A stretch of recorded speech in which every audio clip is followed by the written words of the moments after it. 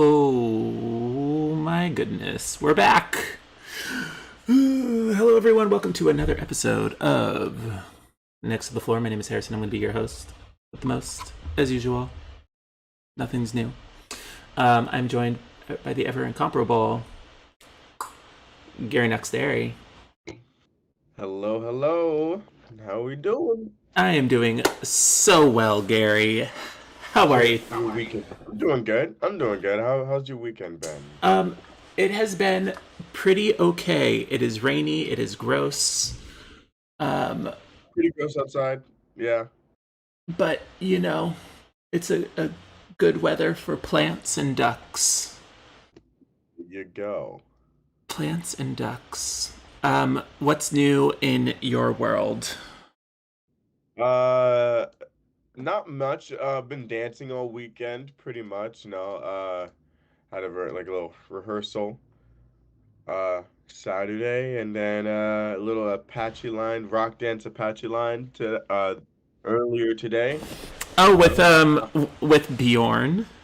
Lauren, yes, yes. I need to one get all of his information for the good people next to the floor and share it with them. Do a little promotion for our man Bjorn, who's been absent on the show for the better part of half of a year, but mostly because he's like outside of dancing at our studio, started his own little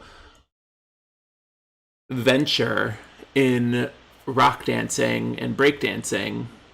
Um, and it's pretty cool. I'm not Uh, athletic enough at all for it, but Actually, I mean, if you guys want to check it out. He has a website up, therockdance.com. It's basically a platform for people, for rock dancers, for any type of dancers to kind of like go, pull choreography, pull ideas from, to post. And he's building it right now, and he's got some good content up there. If you want to go check it out, it's called therockdance.com. Him and his buddy are really hitting hard on in the rock dance scene right now, so something to look for, I guess. Yeah. there you go. Uh, uh, a nice little mini promotion. Hold on, I'm gonna make a little thing here for the people, but we're gonna keep talking while this happens.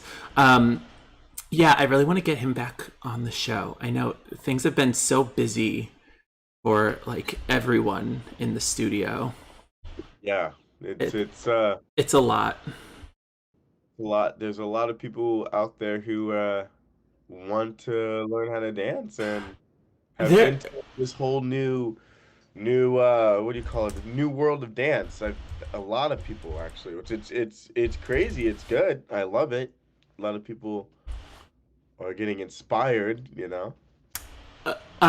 but for all of our friends out there who are planning on getting married or want to get married and want to do marriage, um, I'm just gonna ask from the bottom of my heart for all of the dance instructors in the world two things. One, give yourselves 3 to 4 months before the date of your wedding to start your dance lessons.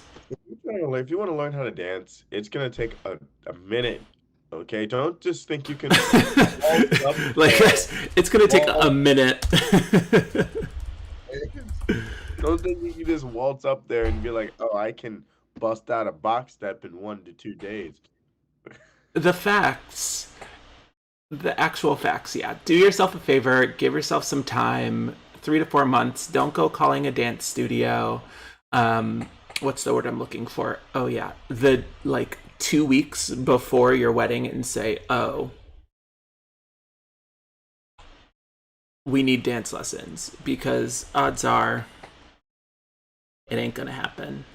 You think it plays out in there, like with both of them, the conversation? Because at some point they got to realize, or even like attempt to dance with each other before they like, because there's those couples that are just like, well, we can probably do this on our own, and then they like And then they're look like, at oh the yeah, video, and then they try it themselves, and then they're just like, wait, hold on. it's really There's not a cute look. It's really not as And then much. that's and then that's when that when they come in and then they're just like,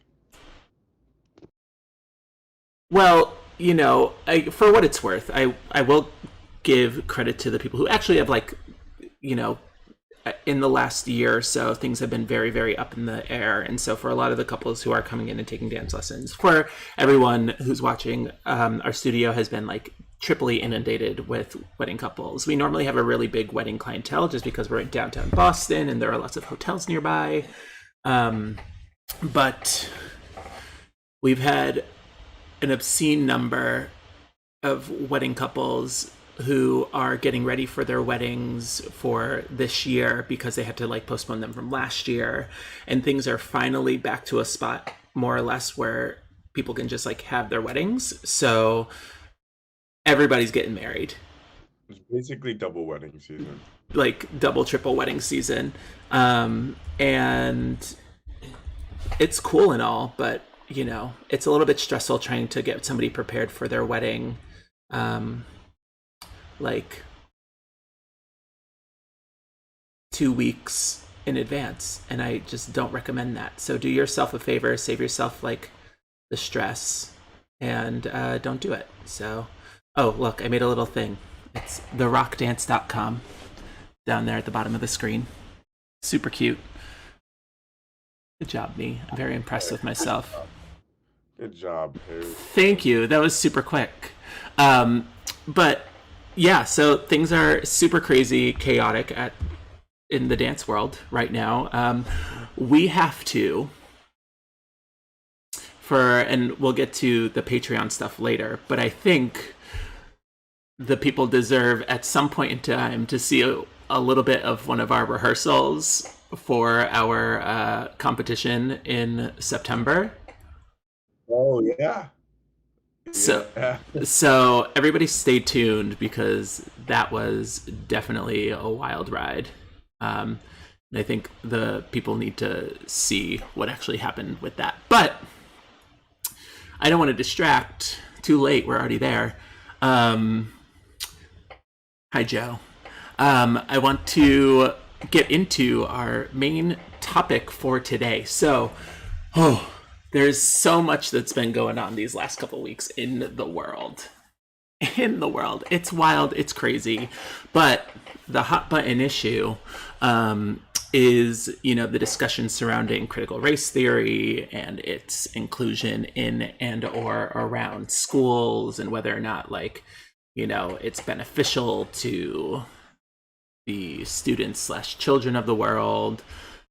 Blah blah blah blah blah. It's now like a right wing talking point, and it's the new boogeyman. It is the brand new boogeyman. Oh my gosh. It doesn't make sense. It really is. Yeah, it's one of those things that's frustrating to me on all levels, mostly because it the And whole the whole entire conversation centers around like willful ignorance of a subject. That's all the conversation is. It's just willful ignorance of a subject and playing into like the deep-seated fears of the rights. Like this is their new boogeyman. Like all of a sudden, everybody's children's going to be worried and concerned about like race and their effect of like their inclusion in the their inclusion or exclusion of their what are the words I'm looking for, their role in the continuation of systemic racism. That's the word I was looking for, when in reality that's not what critical race theory is at all. And so we're here today, mein Damen und Herren. I choose those words very specifically because they're German. To by the way. say that again. I like your Mickey Mouse hat. I never mentioned that. Oh my gosh, thank you. So, I didn't do my hair today, so I had to wear a hat. But your hair is looking very nice. Thank you. And this was a gift from our boss. Uh, gosh, I don't know how many years ago, maybe 7 or 8 years ago, when I first started working for the studio. We went to one of the dance-ramas was in Disney World. And so I've got my own little Mickey Mouse ears, and it's even rhinestoned with my name on it. So, I sometimes wear it this way, but then the ears are backwards. But whatever. So in case I get lost, That's all right. You can wear a hat backwards. you know. But hat notwithstanding, we're here today to talk about a couple of things. One, critical race theory. What is it? It's like historical context, where it comes from, and some other ideologies that are behind it. I said last episode we were going to talk a bit about one of the kind of laws or rules, whatever, that was passed in Indiana concerning critical race theory and a whole bunch of other things that basically like outlaws or prevents teachers from talking about anything related to anything that could be deemed like untoward for children, like racism, Trail of Tears, Jim Crow, the suffragette movement, blah blah blah blah blah. So we're in this state where we are largely, by and large, just overwriting, trying to rewrite history as it stands, and we're not going to let it happen today. So, first, let's see. I have this wicked cool video. I think it's wicked cool. From the creator of the term critical race theory. And she was on the readout with Joyce Reed? Joy Reed?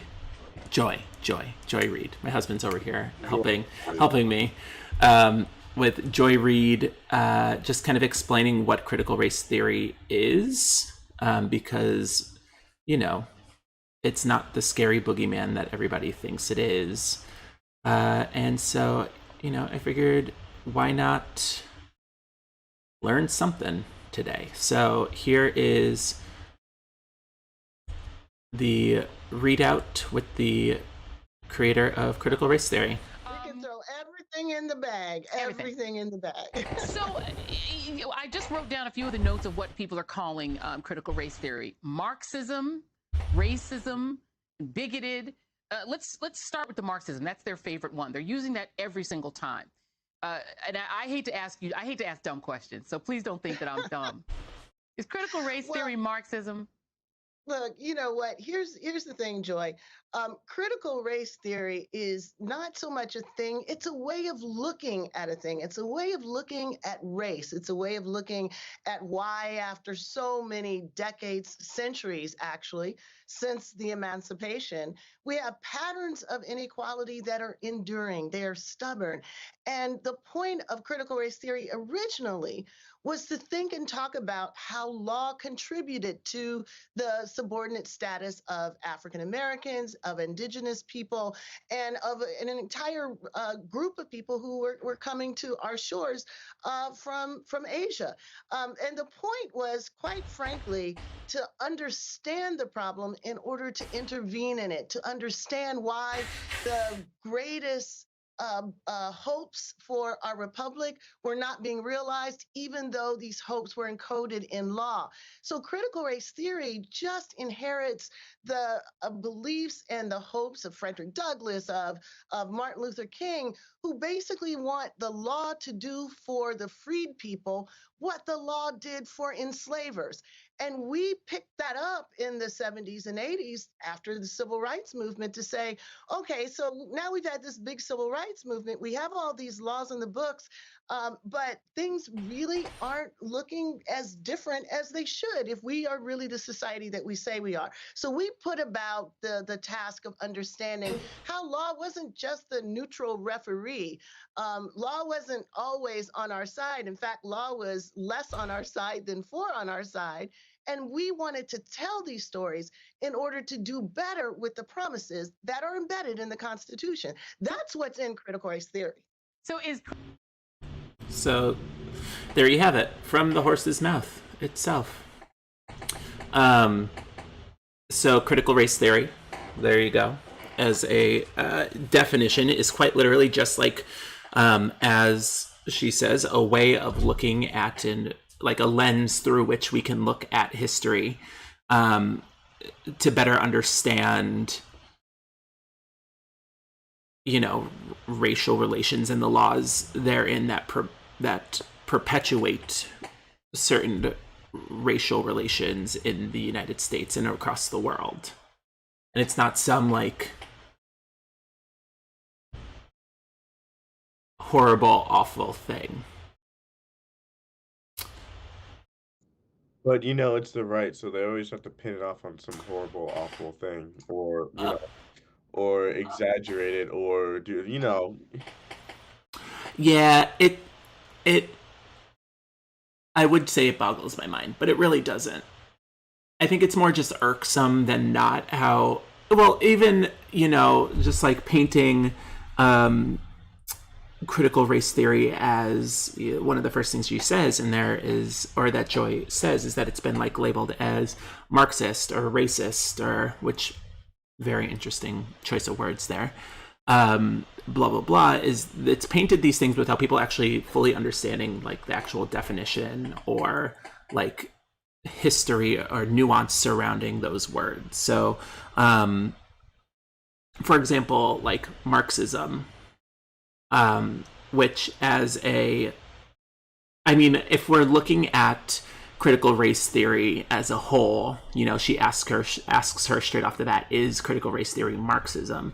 And she doesn't necessarily answer that question straight off the bat, but she does in kind of like a roundabout way. She does not answer the question because she doesn't strictly say that it is a, like, loosely, like if we're looking contextually, it is a like Marxist-esque, which is a weird statement to use in the sense that it's a way to look at history, like a lens through which we look at history. But it's not Marxist because it focuses on a completely different topic unrelated to economics. Whereas Marxism as a concept, as an idea, is quite literally a lens through which you can look at history to understand socioeconomic and class relations by understanding how, excuse me, computer, virus and threat protection, you don't need to yell at me. And you don't need to yell at the stream. But it's quite literally just a way to look at history. Here, let me give you the definition as it is given to me by Merriam-Webster. Marxism is a method of socioeconomic analysis that uses a materialist interpretation of historical development, better known as historical materialism, to understand class relations and social conflict, as well as a dialectical perspective to view social transformation. Ooh. So basically, all it is just like a way to look at the world. And I think part of the fear behind Marxism and why like the right is so fearful of Marxism and people are so, that it's become such a buzzword, and like why people view like Black Lives Matter as a Marxist institution, which doesn't make any sense because it's not, is that like the kind of like tenements of Marxism and some of the like ideals and ideas that were brought forth because of Marxism led to like a rise in communism, which I don't know if you've lived in America ever, but is like probably one of the most like scary words that's ever existed. If you want to scare somebody in America, just say the word communism, Just and like then like throw it out. Throw out the word communism, see what happens. You'd think you'd had well, I was going to say you would think you would have walked into like a theater with a loaded gun, but yikes, we're not going to go there. Unrelated, but speaking of gun rights activists, you know, in a move that is completely American, I think it was at the Washington, what is the Washington Nationals? Is that the baseball team? Yes, okay. At their home game recently, I think it was either today or yesterday, there was a live shooter situation, and they had like, you could see from like one of the cameras in the stands, like all of the people like running down onto the field to get into the dugout. The shooter was outside of the place, so everybody was fine, but like wild and crazy times we live in. But that's completely unrelated. yeah, that's crazy. But with that, More often and more often. but with that in mind, you know, All the people who are just upset that global warming actually does exist. well, you know, you know what I realized? I meant to label this entire section of our podcast, what we're talking about, is Marxism for Dummies. I even made a whole little image for it. Well, why don't you just like play? Go ahead, show us the image. It's up. It's there. To-do. Bow, bow, bow, bow, bow. Marxism for Dummies. Oh, there you go. I got a little delay. There you go. It's there. I've got all sorts of pictures now. Welcome to Marxism for Dummies. But yeah, so circling back, it quite literally, like, both of these are just like theories or lenses that you can view the world and history through that give you a better understanding of why people work and operate the way that they work and operate. And it's fairly standard procedure for lawyers, like military higher ups. I don't know the word I'm trying to use. Officials, that's the word. Military officials, to like do some serious study in the works of like Marxism, critical race theory, even to like read up on things like Nazism, Stalinism, all of the isms in the world, to get a better understanding of the world and how things have happened the way that they happen, so that way they can, you know, better address the people that work underneath them. Free information, people. It's all, and that's the other thing. It's like, it's all free. So whenever I like hear somebody who's like, oh, well, it's blah, blah, blah, just Marxism, or it's just like, it's some stupid Marxist organization, I want to be like, do you actually know what that even means? No. That's the thing, though. They don't, and that's why you can't really say anything to those people, because the stuff that they're saying, they just hear it from the news, and the stuff that they're saying, they don't even know what they're talking about. They haven't. They're just throwing the word Marxism out there and haven't even like Googled like what Marxism is, or Googled what socialism is, or anything that they talk about, and that's why it's so frustrating to deal with people like that. And, You know, and I find it equally fascinating that we live in a world that's so incredibly connected to like a vast resource such as the internet, that it is near impossible for people to, like, for people who quote unquote claim to do their own research and like do the research on things such as like vaccines and blah blah blah, can't deign to spend 5 minutes to actually, you know, pick up a book and actually read the ideas of Marxism, or can't deign to understand what critical race theory is, just because, you know, that would be inconvenient. But, you know, I think a large part of why the ideas of Marxism have been so like taboo here in the United States is because Karl Marx and his co-worker, who was that? Frederick Engels, that's who it was. They largely spoke out about the kind of like the ravages of American capitalism, which gestures broadly. Don't look at my house, that's a bad example, but I say with all of my plants, I'm ready for the next apocalypse. I've got all my herbs and spices growing. But, you know, gestures broadly at the state of like American infrastructure, global warming, things along those lines. And they are very clear depictions of why like American capitalism and consumerism aren't necessarily like the healthiest things for the entire world. And therefore that is why Marxism and communism are so like, don't touch in the United States. I wanted to play another clip because I was talking to, I forget who I was talking to, doesn't matter, but about, you know, I was talking to someone about my brother and how, I think I was talking to Bjorn about my brother and how he lacks nuance. And how, oh, thank you, favorite shirt. How a lot of, you know, just reading the chat, a lot of people on the right, part of the issue is that they lack nuance and lack an understanding of like all of the things that go into either various decisions or various situations. And it brought up the topic or the conversation of, you know, not all skin folk are kinfolk.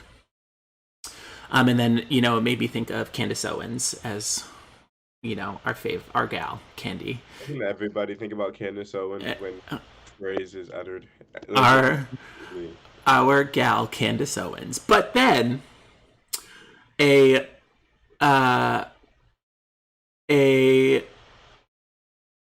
voice showed up who I hadn't heard of in a very long time, since probably the first year of the Trump administration, and is our old friend, director of, he's involved in HUD. Ben Carson, but what does HUD stand for? Housing and Urban Development. Secretary of Housing and Urban Development, Ben Carson, everybody's favorite Uncle Tom, Dr. Benjamin Carson. And hold on, let me see if I can pull up this video, because my man is just wiling out with starring Nick Cannon. Wiling out, starring Nick Cannon. All right, let's see. We're going to play this video for you. Hold on. And I want you to just like listen to what he says happens to be what is the worst thing to ever have happened to the Black community. Yes, you're talking to me about this. But you bring up the news media, and I would say the left that are implementing these Marxist ideology in terms of the destruction of the nuclear family, where it's really the government that's in charge of your life. How has this impacted the Black community? Well, when you look at what the Black community has been through, go all the way back to slavery. It was the family, the strong family units, and the faith in God that got people through that. That got people through Jim Crow, through severe segregation, through all the difficulties. But what really had a negative impact was when the government came along and said, there, you poor little thing. I'm going to take care of all your needs, and started implementing policies that were destructive to family formation. So there you have it. The thing that was, you know, the most negative aspect, negative thing that has happened to the nuclear Black family in America happens to be the government's overreach and stepping in and saying, there, you poor thing. Let's create policies that are going to ruin the nuclear family, rather than, things like slavery. Rather than slavery itself, rather than Jim Crow. We're going to ignore, like, the Tuskegee experiments. We're going to ignore, Rosewood. We're going to ignore the Tulsa Massacre. We're going to ignore Greenwood. We're just going to ignore all of those things. All of those things were fine.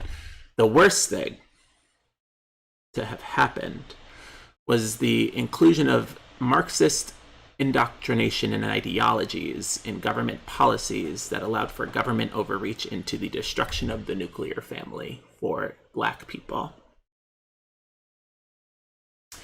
And so, and I say that, and as I think about it, like, the amount of, like, brain worms you must have in your actual skull.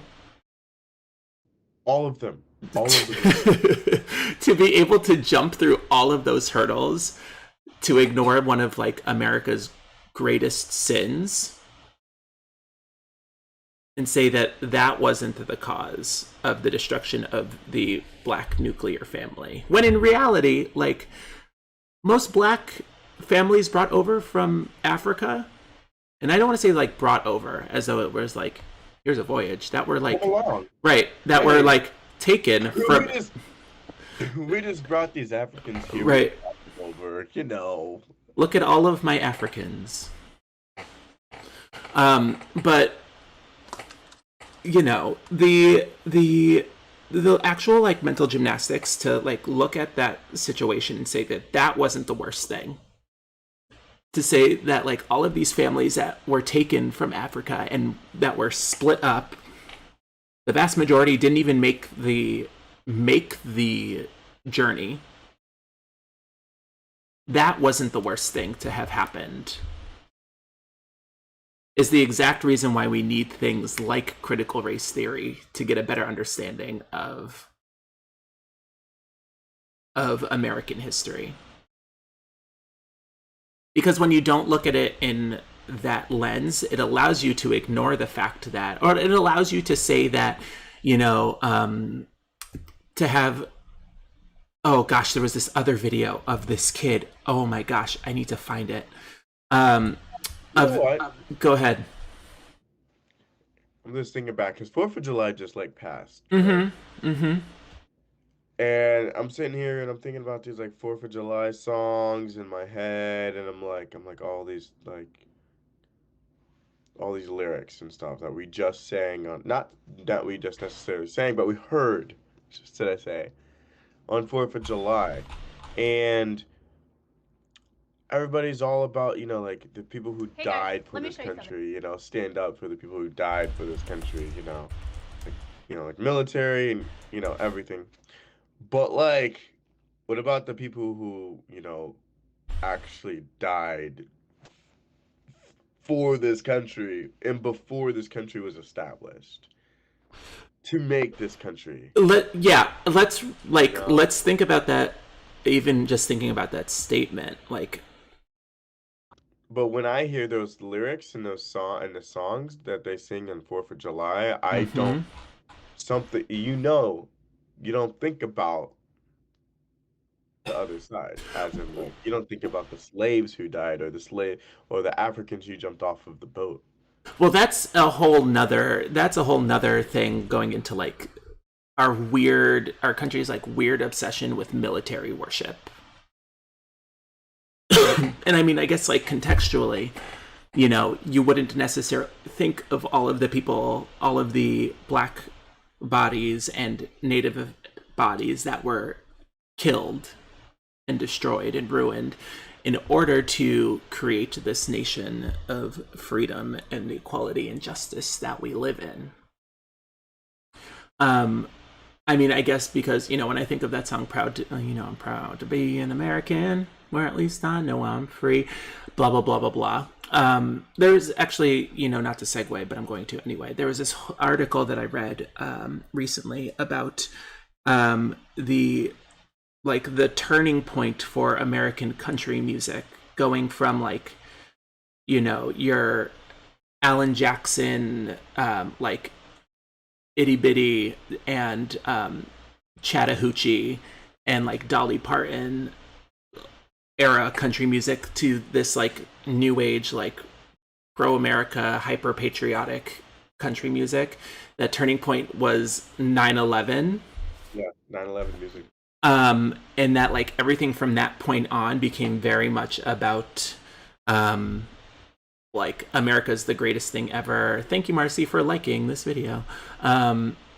Became about, America's great, America's beautiful, America's the greatest thing on the entire planet, blah, blah, blah, blah, blah. And in one sense, I'm like, okay, yeah, I get it. We went through hard times. But everybody, oh yeah, it's a very fascinating thing. But everybody goes through hard times, and you don't see people making their whole entire personality about it. And I think that's the real problem, is that people have made this country their personality,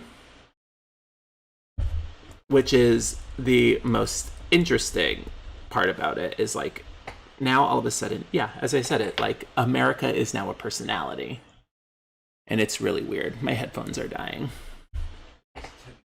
Thanks, Toby Keith. Was he the one who sang that?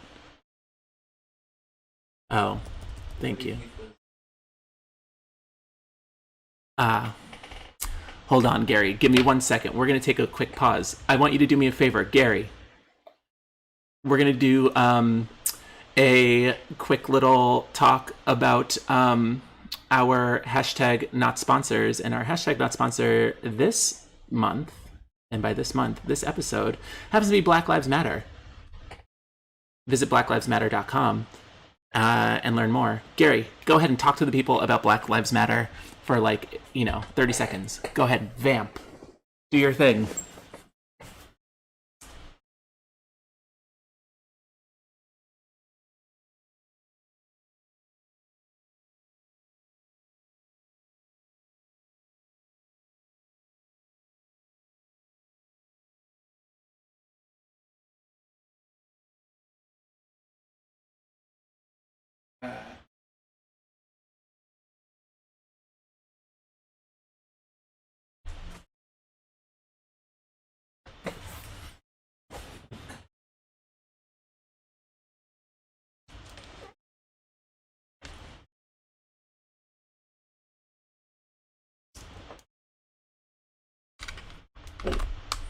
Oh, Gary, turns out you were muted this whole time. I don't think you were holding your push to talk. Oh, you were holding your push to talk? I know what the deal was. Y'all, because my headphones died, I have to change the output for everything on my computer to, hold on, wait for it. There we go. And then we're back. There's Gary. Everything's cool. Nobody was hearing you. But if you say something now. Well. Okay, they can hear you now. I can't believe I just sat there and just went off thinking that everybody was hearing me. Well, you did a really good job.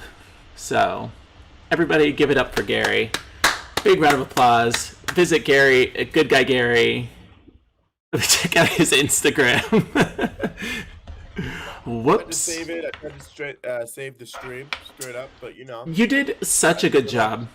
I feel like my talent was hindered because my mic was muted. I feel like you haven't given me a platform to voice my opinion. Our friend G Silver 89 says, "Woo, Gary." So, you have at least one fan. Well, thank you. Thank you. Maybe if I have multiple fans, I'll, be a little bit cooler. So anyway, Gary was saying all sorts of cool stuff about Black Lives Matter. Make sure you check them out at blacklivesmatter.com today because, just as a statement and as an idea. Oh, what was really interesting? I had because, I like to talk to people, and had a really interesting follow-up conversation about what we were talking about last episode about Black Lives Matter, and about how, like, the phrase Black Lives Matter is so controversial but shouldn't be controversial, and how, only people with, like, the smoothest of brains don't understand the concept, and think of Black Lives Matter being, like, a Marxist institution, but the phrase itself being, like, overtly racist and, like, exclusionary of this, that, and the other person and whatever. So they asked me, what do I think about the phrase Black Lives Matter too? And I was like, yeah, that is also a statement. But then it came back around to, this is non sequitur, obviously. Marcy says, hi, Gary, that she is also a fan. So you have two fans. I'm cooling off. Yay. Cooling off. Feeling pretty cool, I guess. But the phrase Black Lives Matter, and I've said this before, that 9 times out of 10, the conversation surrounding race and racial relations is always, like, geared towards accommodating the feelings and emotions of white people, and the fact that, like, even trying to adjust the phrase Black Lives Matter, when that's just it, that's just the statement, that's all that you need to know, is that Black Lives Matter, like, period, that's it. Triggered. Some people are triggered. Like, it shouldn't be controversial. And the fact that people are trying to find controversy in it is the exact reason why the phrase is so important. And the fact that the reason why They're not trying to say Black Lives Matter more. No, we're just trying to say that we matter, just kind of like as an idea, period. Black Lives Matter is Marxist. I wish I had that image to pull up, but I don't. But do you even know what Marxism is, my dude? But anywho, all of this to say, the phrase Black Lives Matter shouldn't be controversial, just strictly because, like, it's not. Get your head out of your butt and deal with it. That's all it is. It's only exclusionary if you want it to be exclusionary. That's it. That's the T. So we're hashtag not sponsored by blacklivesmatter.com. Make sure you head over there. The description is in the link if you're on our Facebook or YouTube stream. Or you can head to blacklivesmatter.com. Here, let me type it into the chat. And, donate. Do what you can. And then, so that's it. And then if you want to help support us, myself, and Good Guy Gary here at Next to the Floor, you can head over to our Patreon at patreon.com/Next to the Floor. It's a pretty cool place. We've got videos of us dancing. I wish I could say we have some behind the scenes footage, but our behind the scenes footage would just be Gary and I sitting chatting with each other on Discord, or just us fooling around at the dance studio, making a fool. We'll get some behind the scenes footage, because, like, some of those behind the scenes moments, or I swear I'm looking around for the cameras, I'm just like that's really what we need to do. See, that's why you need to support our Patreon, so that way we can get just, like, constant live feeds of studio life and studio interactions. So check us out, patreon.com/Next to the Floor. Become one of our supporters. You get to see a whole bunch of videos of us dancing from our last competition, our next competitions, all of our competitions coming up. There's going to be a whole bunch of videos. It's wicked exciting. And, it helps us produce this crazy little thing that we've got going on. So, yeah, we're coming up to our 1-year birthday, by the way, which is really exciting. It's been 1 whole year since we started this adventure, with a couple of roundtables and things talking about, race relations within the ballroom community and what we can do as people of color to kind of, like, not necessarily, like, assert our place, but to feel like we have a spot at the table within the ballroom world. And I thought those were very successful, and I think we're working to make those happen again. But anywho, those are all of our messages. So, back to what we were talking about before, which I don't really remember what we were talking about. Something about Ben Carson being a problem. Ben Carson. Something about Ben Carson. It's always a good day when you're talking about Ben Carson. Not really. Oh, what was the thing? Oh, you know what it was? There was this interview. There was this interview that Fox News did with this black guy. Hold on, I'm going to see if I can pull up the video where this guest on Fox News, you know, in typical Fox fashion, they're going to find like the one black person who speaks contrary to everything. Like that one girl on, was it on like Maury or Dr. Phil? Who was like, yeah, the KKK is right. I don't like black people, blah, blah, blah, blah, blah. Do you know who I'm talking about? She's a meme now. No, I think I know what you're talking about. I haven't seen it, but I think it might have been Dr. Phil. I believe it was Dr. Phil. But anywho, there's, you know, shocking to absolutely no one. There was a Fox News guest who came on and, you know, speaking his truth.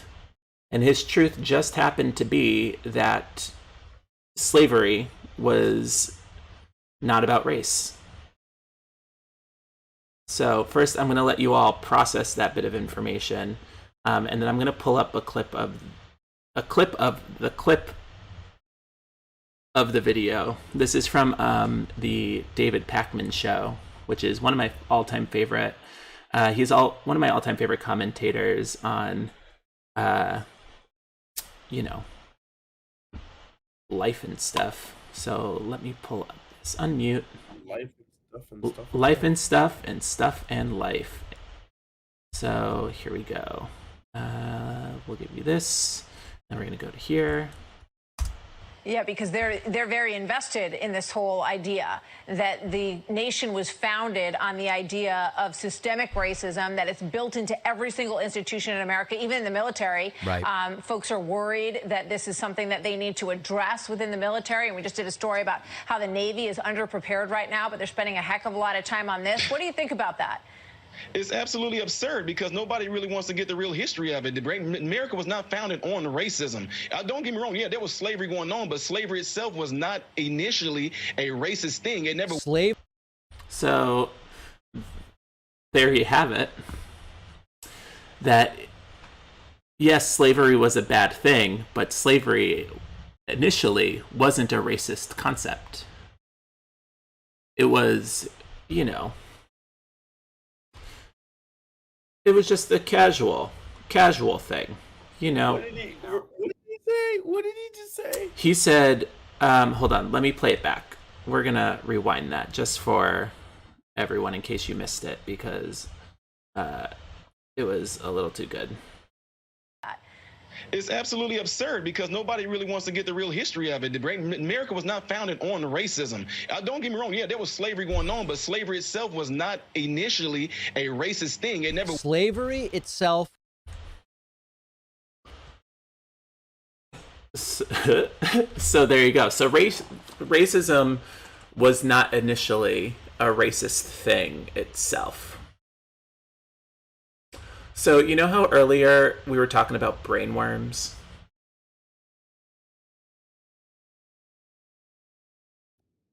So we're just gonna sit here and say that slavery, like, wasn't racist? Racism? Like, what? Yeah, I mean, like, I don't know if you knew that or not, Gary, but... Oh, no. Just free labor. Okay, okay, so then how come there weren't any white slaves? Nope. No white slaves. No, I'm not interested I'm not interested in that. Well, you know, the Irish were brought over and were indentured servants. Yeah, indentured servants. But they were paid. There's a huge difference between indentured servitude and slavery, right? I mean, I mean, I mean, I grew up in Virginia. Everybody in Virginia knows some sort of history, you know? Well, And apparently you learned your history wrong because, as we just heard from the one black interviewer or interviewee on Fox News, that slavery, in and of itself, as a concept, as an idea, was not initially racist. It was just, the forced subjugation of an entire group of people.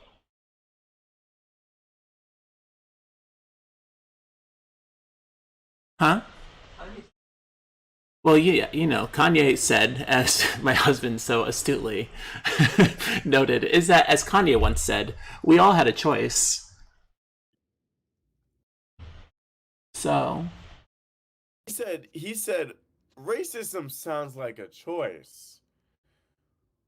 I don't know who you're listening to when you're talking about slavery, but like,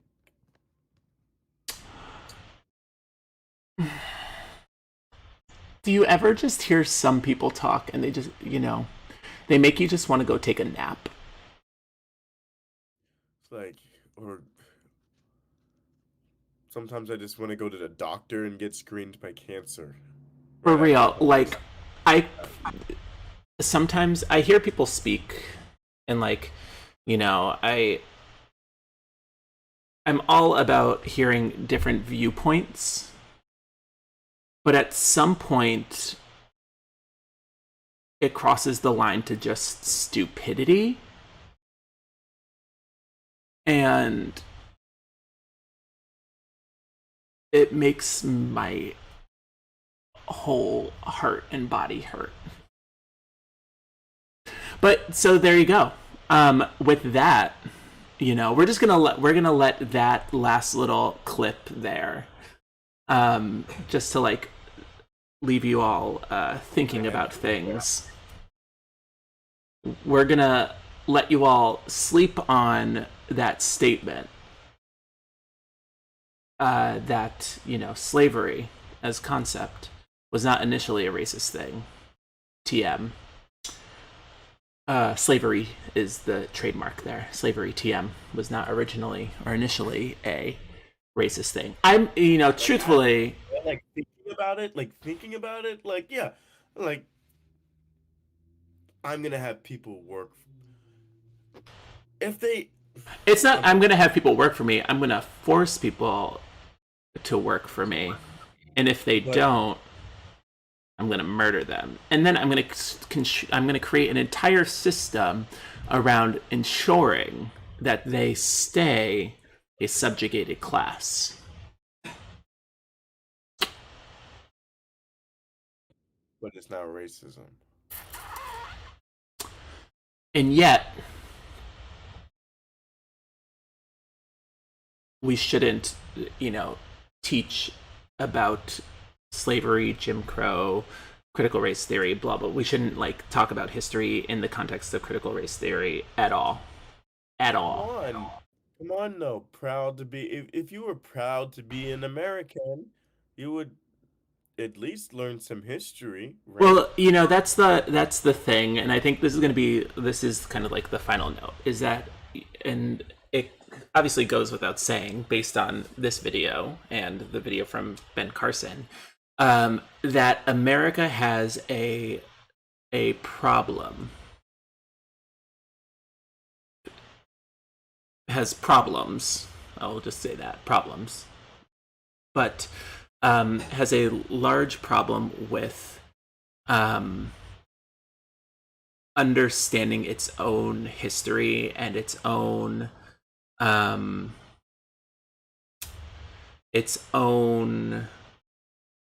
hand in that.